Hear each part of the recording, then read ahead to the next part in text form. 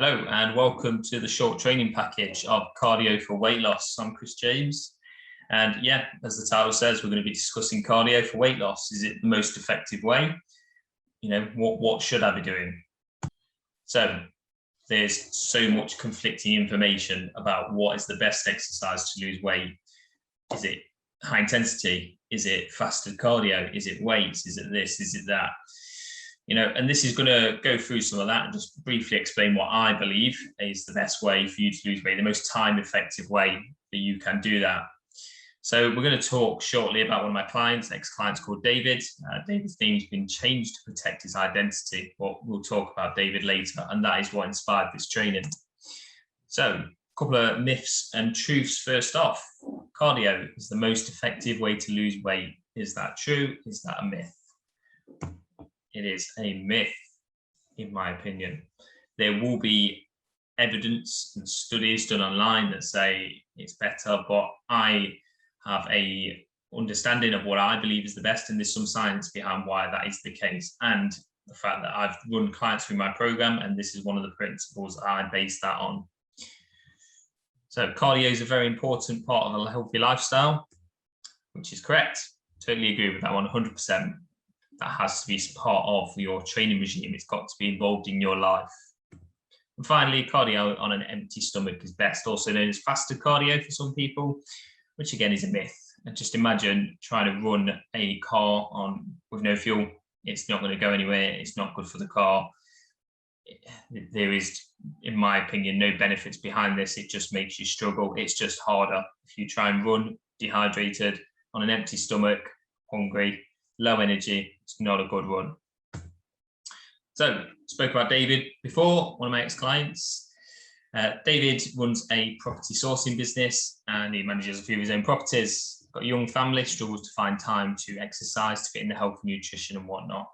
And he wanted to lose about 25 pounds. So he started running and he carried on running and he was losing the weight was coming off. But then he got to the point where he entered a plateau, which, you know, I'm sure anyone on a weight loss journey will have come across this sort of issue before. So David's initial solution was to run a bit more, and David lost a bit more weight, but then he hit a plateau again. And David came to me and said, look, I can't lose any more weight. I'm stuck, you know, and I can't just dedicate more hours to running. I've got a business, I've got a family. What can I do? So that's where I spoke to David, and, you know, we came up with a plan for him. And in my opinion, the most effective training is strength training, not just weightlifting as per this picture says. This is one that I just found on Google, but it demonstrates perfectly exactly where I'm coming from. So if we're looking at calories burned, aerobic versus weightlifting, so aerobic being the running, weightlifting being, as it says, the strength work. In that initial exercise period, yes, the running will burn more calories. You can see that there. It's a higher intensity, so that's where your high intensity exercises come in. You know, in that initial period of exercise, you will burn more, but then it's this bit afterwards. If you look around the middle, the weightlifting, without going into too much science, the way that muscle growth works is when you do the weightlifting, you damage the muscles. Very small microfibers are damaged and ripped, and they then repair, which then gives you bigger muscles, stronger muscles. That process burns calories. So although your aerobic exercise gave you, bam, loads of calories, it then peters off and you carry on as normal. Whereas, you know, after you've done the strength work, you've got to repair that body, and that is where you continue to work, you know, and use those calories. So overall, you get a longer calorie burn. Other benefits: more muscle burns more calories. So if you have a higher muscle mass, you've got to feed those muscles. So that means the basic calories you can eat in a day goes higher. So if you're normally eating around 2,000, that's your maintenance weight, you stack on a load of muscle, you can say that's 2.5. So you can eat more of what you want to eat, but still look good. And that leads into the second part, makes you look and feel better. And it is more time effective, which was David's problem. So David moved on to the strength work. He incorporated that into part of his training. He cut back on the running, but still did some of it. And David started to lose the weight again. And, you know, there's even more benefits to it. You know, running is an impactful exercise. So be careful on your joints and things like that, especially if you are heavier. There are other aerobic exercises you can do, like cycling and rowing, which aren't as bad on your joints. But again, it's still the same sort of principle. The strength work is what I look to focus on. So what's best?